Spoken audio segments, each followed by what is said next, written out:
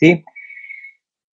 Liliana nos va a hablar de un tema central, de un tema que hay que hablar cada vez más. Liliana nos va a hablar de la interacción en las redes, la desinformación y la polarización.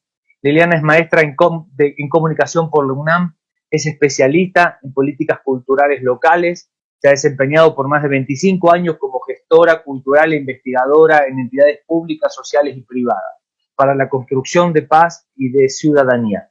Maestra Liliana López Borbón es también colombiana de origen y mexicana de corazón.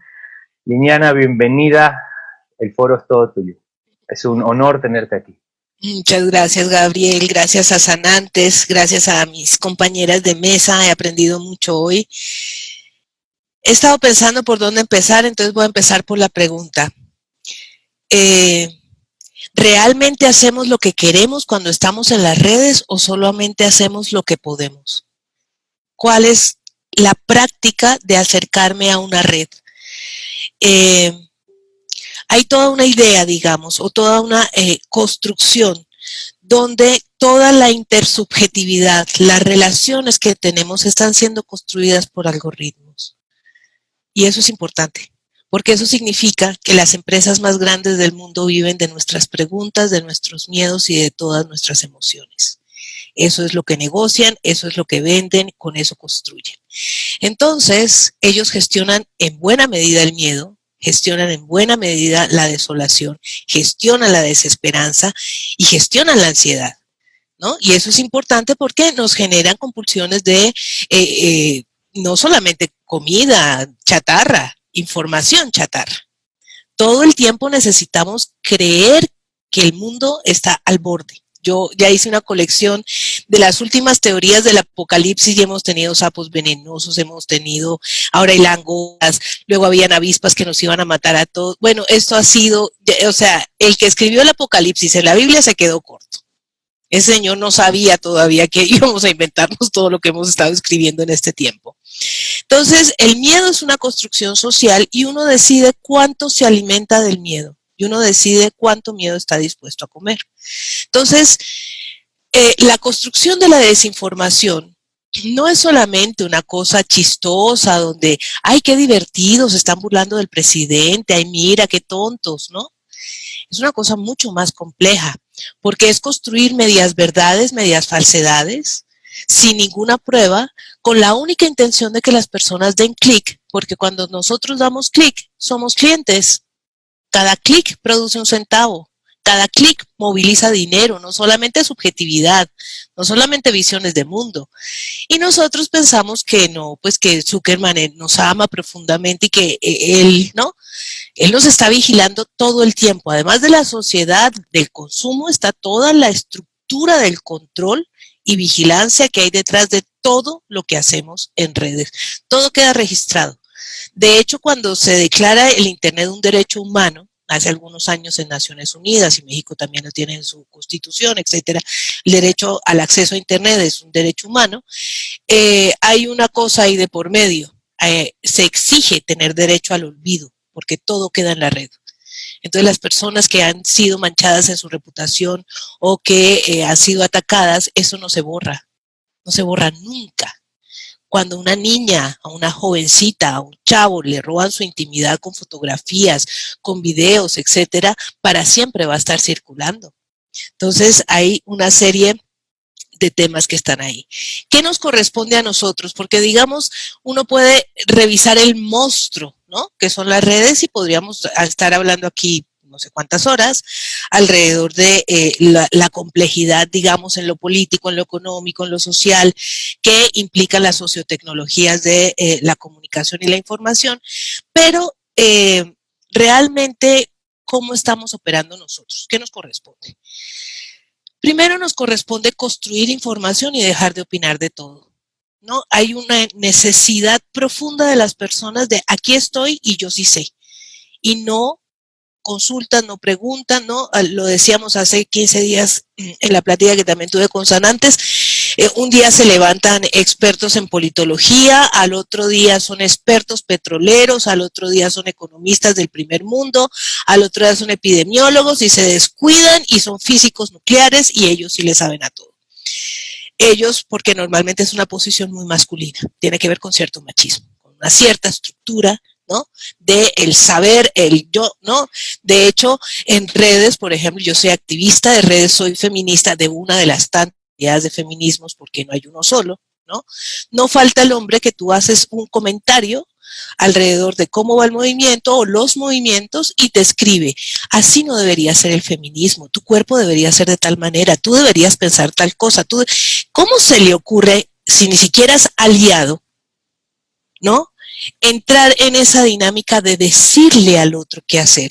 Y entonces ahí viene lo que ya hace muchos años se ha trabajado, digamos, que es esta idea de convencer al otro de que yo tengo la razón.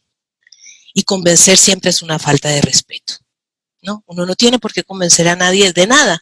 Entonces, porque además termina uno participando en esa idea de la desinformación y luego en la forma de romper los vínculos. Lo que tienen las redes son formas de vinculación y yo debo conocer esas formas de vinculación para saber cómo me muevo en cada red. Twitter es una vinculación fundamentalmente política. Allí se mueve la arena política, mientras que en Facebook se mueve más la arena social. ¿Sí? Y ya pues tenemos un Instagram que es muy difícil de manipular, pero no, y un YouTube que es muy manejable, que tiene mucha influencia. Cada red tiene sus estructuras de vinculación, cada red tiene sus sistemas de desaparición de información, es decir, las redes, los algoritmos no son neutrales, los algoritmos deciden qué dejan circulando y qué van quitando. Y por supuesto prefieren cierta información que tenga que ver con las emociones, que tenga que ver con lo social, que tenga que ver con las fotos, etcétera. Es decir, uno sube una noticia y rara vez empieza a circular, la dejan circular un ratito, pero lo que realmente circula es lo personal. La otra cosa que es importante es acudir nuevamente a esto que llamaba Paulo Freire la pedagogía de la pregunta. Volver a preguntar, ¿esto es cierto? ¿Esto que dicen tiene sentido? ¿Sí dijo el presidente eso? ¿Sí salió este otro señor y dijo aquello? ¿Sí Microsoft nos quiere matar a todos y nos va a inyectar cloro en nuevas cápsulas que se va a inventar porque ahora también es amigo de Trump y entonces crecen las teorías de la conspiración nuevamente y enloquecen? Por supuesto, como venden tanto, pues parte del tema de la desinformación es mantener esas estructuras donde es confusa la información. La desinformación no es mentira, está siempre construida sobre una pequeña base de verdad y alrededor de eso una invención. Y muchas veces ustedes abren una noticia relativamente falsa o ¿no? Y ni siquiera desarrollan el titular. Dice otra cosa, dice un párrafo, solo estás dándole clic a un título. Entonces, en la pedagogía de la pregunta, ¿cómo vuelvo mi acción conectiva? Porque aquí estamos conectados, no es colectiva necesariamente, no todos para el mismo lado, sino nos conectamos. ¿Cómo está mi acción conectiva en relación con la idea del yo que quiero ser y del yo que estoy siendo? Es decir, maneja las redes son emociones. Por eso la gente se sienta y se enfurece y luego se ríe. Y luego, entonces, es un sube y baja de emociones. Saberse mantener en la corriente y en la marea sin estar enojado no es realmente fácil, necesita reflexión.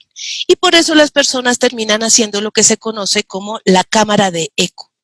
Terminan relacionándose solo con personas que piensan como ellas mismas.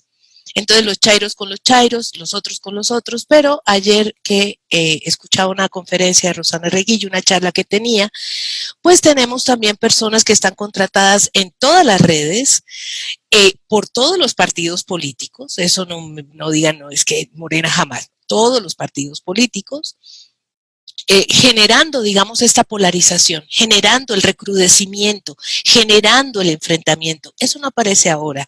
Rosana Reguillo lo ubica exactamente cuando empezaron los 43, cuando hicimos las denuncias de Ayotzinapa y con el levantamiento de los 132 en redes. Pero también las empresas privadas tienen bots. Entonces, para vendernos más, para generar más. Entonces, hay como distintas formas, digamos, para protegerse de esos procesos que nos hacen daño. Y sobre todo, volver al diálogo. Yo cuando no dialogan conmigo o cuando me vienen a explicar que Colombia es un narcopaís porque vieron Narcos en Netflix y me quieren contar historia de mi país, como también a veces me quieren contar historias, ¿no? Muchos quieren contarnos historias. Recordar que el diálogo no impone, el diálogo no manipula y el diálogo no domestica. Esto lo dice Paulo Freire hace muchos años. Entonces, si yo estoy intentando imponer mi visión, no estoy dialogando. Si estoy manipulando a los otros para que crean lo que estoy viendo, no estoy dialogando. Y por supuesto, pues la domesticación es una jaula que a veces las personas no suelen ver de manera muy, muy clara. Perdón. Ahora, el tema es, ¿pasamos tiempo para distraernos o pasamos tiempo para decirnos? Es decir, cuando yo me comunico en cualquier acto comunicativo, me construyo como sujeto. ¿Cuál es mi construcción subjetiva en las redes? ¿Quién soy? ¿Cuál es mi identidad? ¿Cómo se despliega mi identidad en las redes? ¿Cómo me pienso? ¿Cómo me construyo? ¿No? Soy capaz de soltar un meme alrededor de uno de los ataques terroristas más fuertes que ha sufrido el país en los últimos años, o tal vez el primero de esas dimensiones en Reforma hace 4 días, ¿no? Es gravísimo. Voy a tirar memes sobre eso y me voy a burlar de todos los muertos y de todos los que tienen hambre, de todos los que se mueren de COVID, ¿no? ¿Qué tipo de persona estoy siendo? ¿En qué lugar me construyo? ¿Como un ciudadano o como un cínico? ¿O me estoy desciudadanizando? ¿O solo me evado? Y hago todo el tiempo chistes de, no sé, de amor, romance y otros muñequitos. Y se vale tenerlo todo. La pregunta es, si quiero hacer algún diagnóstico también de quién estoy siendo, las redes me dicen quién estoy siendo. Porque aquello que estoy publicando es hacia donde oriento mi atención. Y aquello que yo miro crece. Y si miro el abismo, ya lo dijo Nietzsche hace mucho tiempo, el abismo crece dentro de uno.